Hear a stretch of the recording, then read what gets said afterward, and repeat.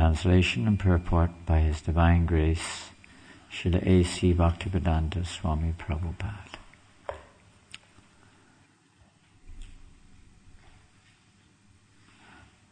O Lord Brahma, your position within this universe is certainly most auspicious for everyone, especially the cows and the Brahmins.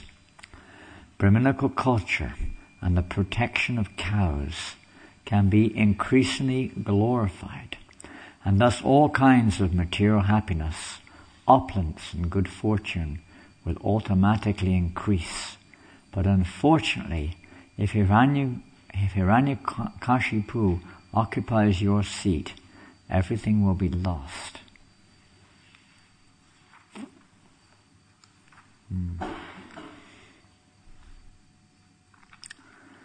Purport. In this verse, the words Dvijagavam Parameshcham indicate the most exalted position of the Brahmanas and Brahminical culture and the cows. In Vedic culture, the welfare of the cows and the welfare of the Brahmins are essential. Without a proper arrangement for developing Brahminical culture and protecting cows, all the affairs of administration will go to hell. Being afraid that Hiranyakashipu would occupy the post of Brahma, all the demigods were extremely disturbed. Hiranyakashipu was a well-known demon, and the demigods knew that if demons and Rakshasas were to occupy the supreme post, then Brahminical culture and protection of cows would come to an end. As stated in Bhagavad Gita 5.29, the original proprietor of everything is Lord Krishna. Bhaktaram yagyatapasam sarvaloka maheshwaram. The Lord therefore knows particularly well how to develop the material condition of the living entities within this material world. In every universe there is one Brahma engaged on behalf of Lord Krishna, as confirmed in Srimad Bhagavatam. Teni Brahma Vidhaya Adi Kavaye. The principal creator in each Brahmanda is Lord Brahma, who imparts Vedic knowledge to his disciples and sons. On every planet, the king or supreme controller must be a representative of Brahma. Therefore, if a Rakshasa or demon were situated in Brahma's post, then the entire arrangement of the universe, especially the protection of the Brahminical culture and cows, would be ruined. All the demigods anticipated this danger, and therefore they went to request Lord Brahma to take immediate steps to thwart Hiranyakashipu's plan. In the beginning of creation, Lord Brahma was attacked by two demons, Madhu and Kaitaba, but Krishna saved him. Therefore Krishna is addressed as Madhu, Kaitaba, Antri. Now again, Hiranyakashipu was trying to replace Brahma. The material world is so situated that even the position of Lord Brahma, not to speak of ordinary living entities, is sometimes in danger. Nonetheless, until the time of Hiranyakashipu, no one had tried to replace Lord Brahma until the time of Hiranyakashipu. Hiranyakashipu, however, was such a great demon that he maintained this ambition.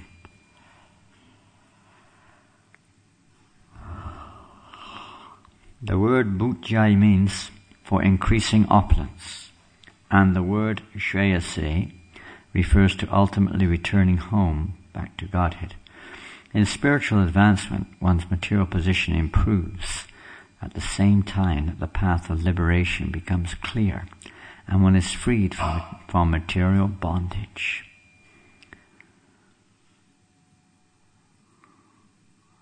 If one is situated in an opulent position in spiritual advancement, his opulence never decreases. Therefore, such a spiritual benediction is called bhuti or vibhuti. Krishna confirms this in Bhagavad Gita 10:41.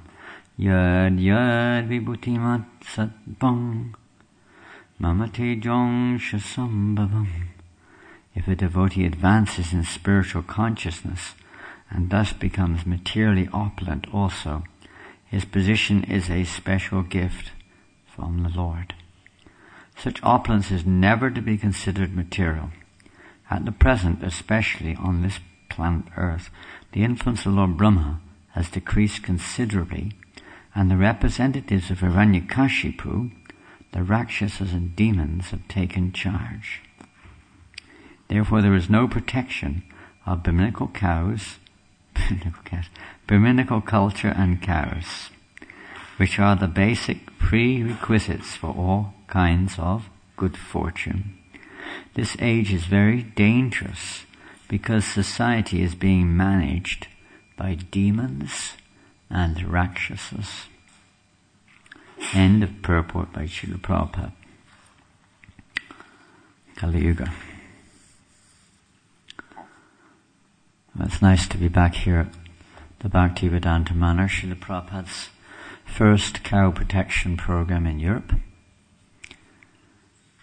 And now, of course, we see the culture, at least the protection of cows, is becoming a major part of the project here, which has brought unlimited auspiciousness and benefit not only to the community here, but to the whole of the population of this country. It's cow protection is, probably speaking, amongst all the instructions that Prabhupada made clear to us, one of the most under or least emphasized in our movement, and probably here now we're putting some energy in, but in many places there's hardly any energy being put there. Even we have farms and properties, so on, and the cows are, unfortunate to say, many of them are they're already in the stage of vanaprastha, if you call it that. And there's no new ones coming up. Many farms are like that, I've seen. There's only 1 or 2 cows milking and no one ploughing. This is not culture. This is not Krishna consciousness, really speaking. Of course, it's not that we don't want, it's just somehow or another. I suppose it is that we don't want in one way, but on the other side, it's that we have to admit that we're short of the mark. On that side, which is essential, the cow is more dear to Krishna than the Brahmin. In the 10th canto of Srimad Bhagavatam, we see how I was speaking, I can't remember, Krishna speaking to someone, I don't know who to, but he states there that of all the different living entities, the cow and the Brahmins are the most dear to him, but of the two, the cow is most dear. So the protection and service of cows and bulls is practically the topmost practical activity of human society. It's to develop the finer qualities of human life, to perform sacrifice for Vishnu, to create the mode of goodness, to please Krishna, and so on. The protection of cows and bulls is absolutely required. Otherwise there's no real human society. A human society which allows the killing of cows is not a human society. It's a society of the Rakshasas. As Prabhupada says here, modern day society is ruled by Rakshasas. demons, Rakshasas.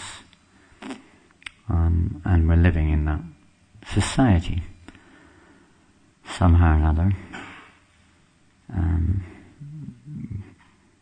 We're able to carry on here. Mercy of Krishna. Although you've had experience of the nature of the Rakshasas here, how they have no respect for the protection of cows.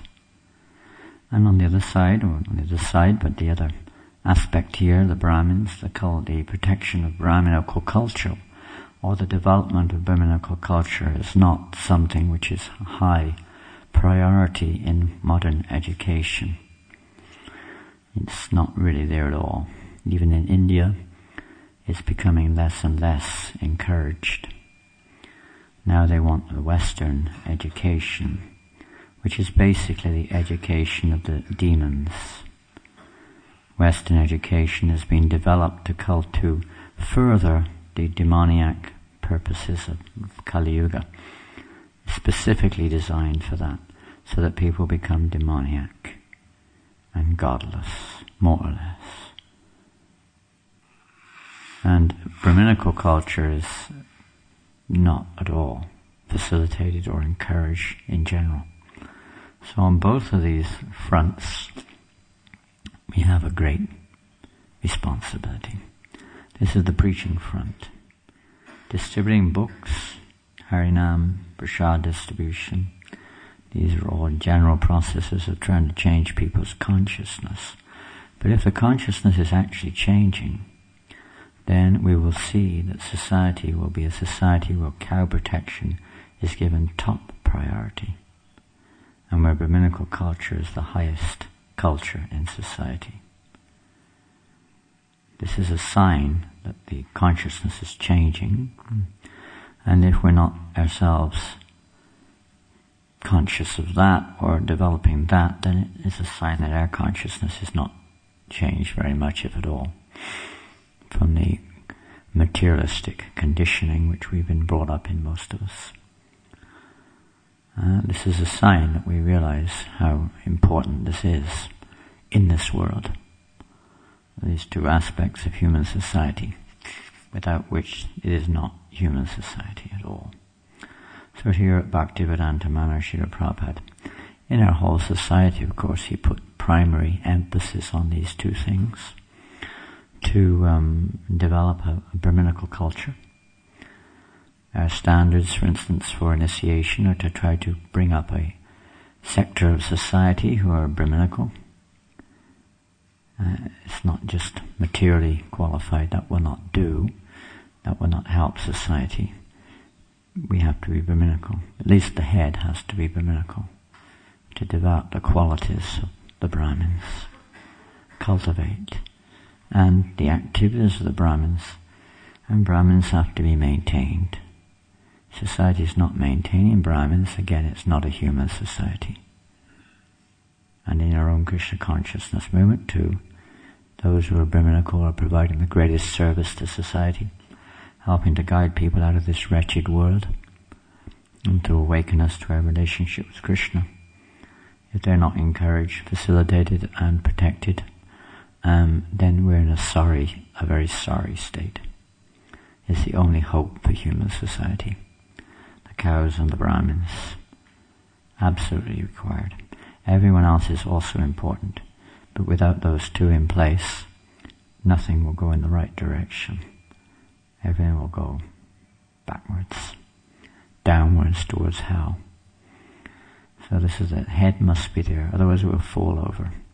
The society will fall down, even the ISKCON, whatever you want to call it, will fall down without these two activities being emphasized. Cow protection and Brahminical culture. Most essential. So here we have to really understand that living in the temple, this ashram, is really a place for cultivating Brahminical. Of course, there are other activities going on in the community, no doubt, and that's fine. But as far as the temple is concerned, it's particularly a place where the, you can say, the mood of the Brahminical culture should be prominent. Everyone's welcome, everyone can serve, obviously, but there must be a Brahminical culture which is inspiring, guiding, society, and in guiding everybody, no matter who they are, to perform their sacrifice for the pleasure of Lord Vishnu. This is the Brahmin's duty, to preach. Preaching is not just verbal.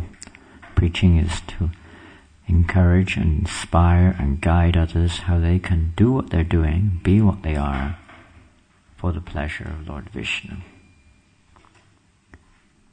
What is it? Mahaprasadam has just come off the altar or something?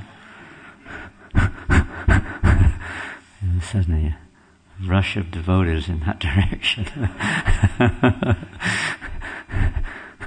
This is Brahminical culture. When the prasadam comes, there's an avalanche.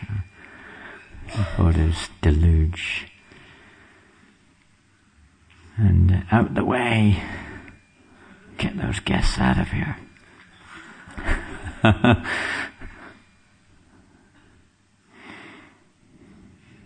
No, in this Brahminical culture, selflessness, one is always thinking of the welfare of others.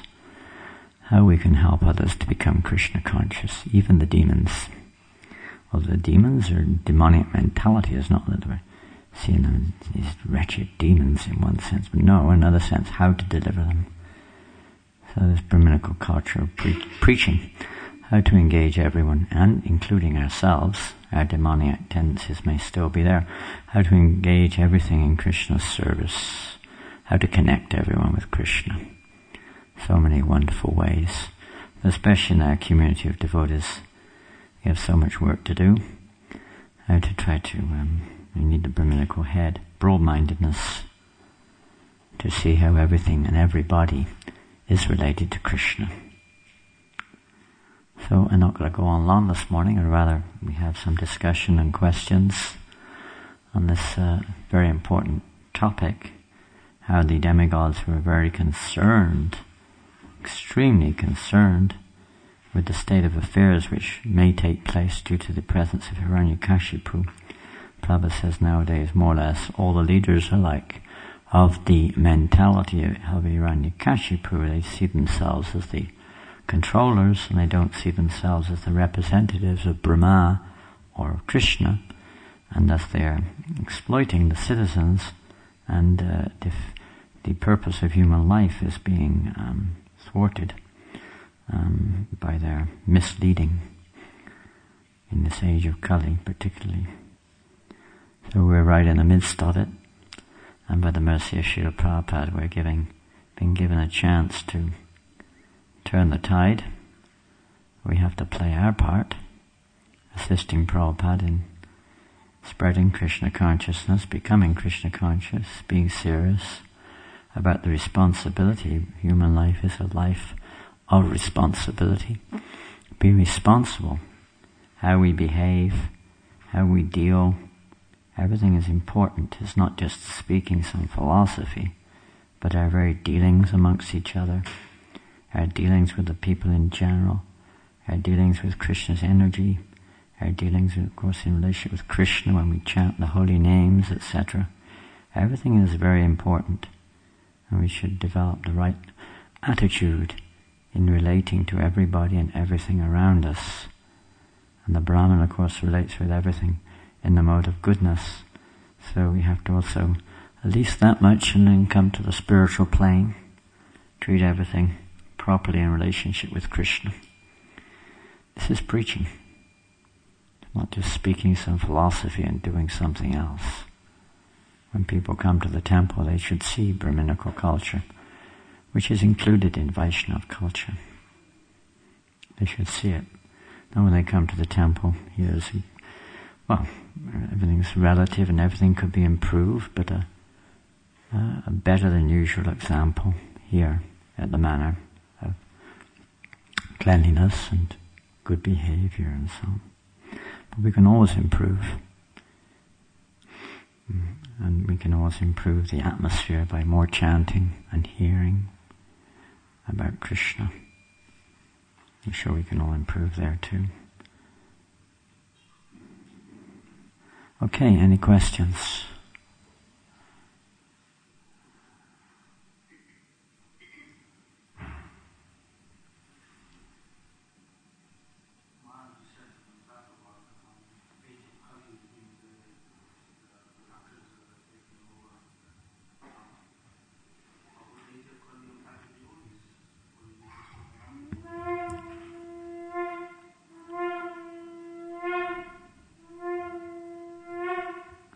Does the age of Kali, what do you mean exactly? Are you referring to something specific here?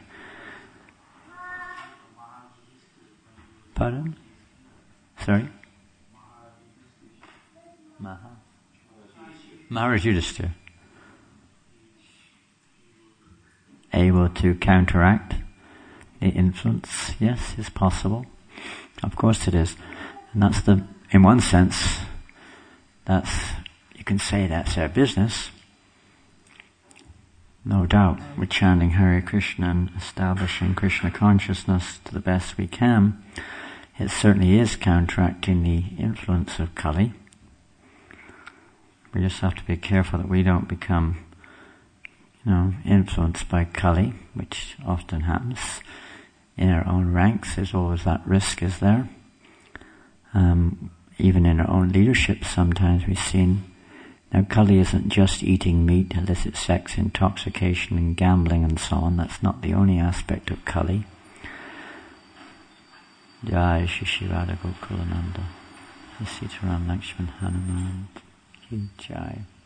Oh, Kripa Moya Prabhu is behind the curtains there. I wondered who the Brahmin was. I could see somebody. I couldn't see who it was. He's so absorbed in his deity worship he doesn't hear. So we have to be very careful. Kali Yuga doesn't just come in the form of, what does Hiranya mean? Gold. How does Kali really enter? Gold standardization. This greed and also the pride of the Brahmins. Kali comes in through the false monetary system. We're too attached to money and, wealth and things like this.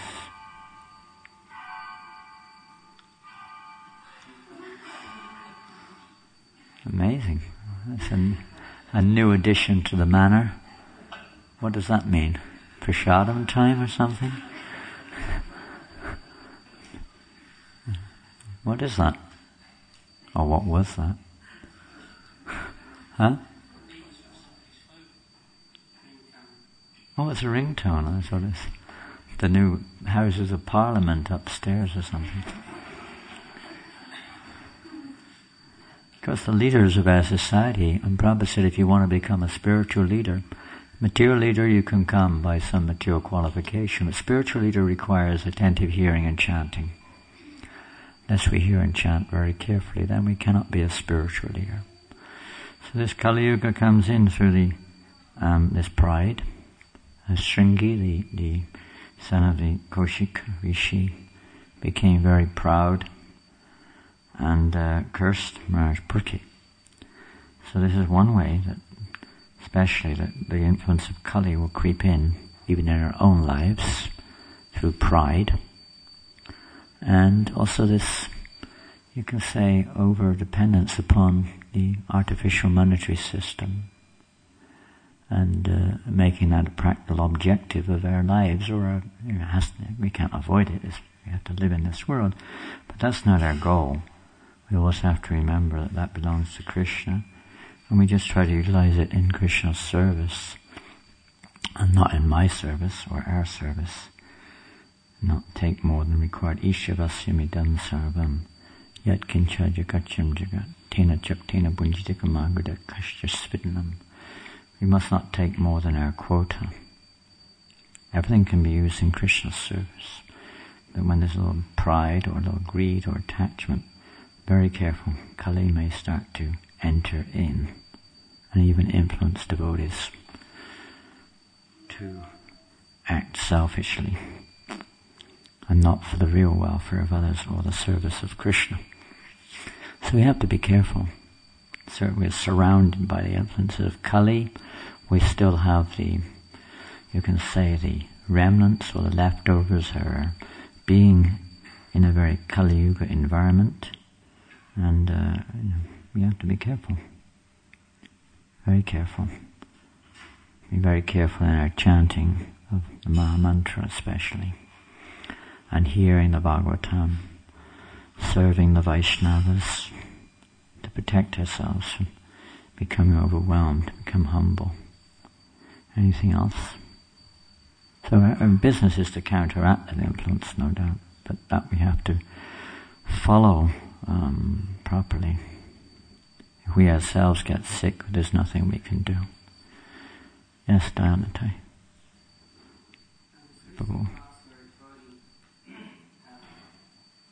Spoke about sins of commission and sins of omission. Sins of commission and sins of omission. Meaning that you can do some sinful activity yourself, and then the other thing is that you may see something sinful going on, and then you're in a position to actually correct it, but then out of laziness or apathy you don't, and then you're implicated in the karma of that sin. Certainly are. It seems that in terms of Brahminic culture, these are two phenomena that can really undermine Brahminic culture. They certainly can. Hare Krishna, welcome. You just arrived. You made it. Wow. So, are you just making a comment or discussion point? In particular, the sin of omission, because And standing back.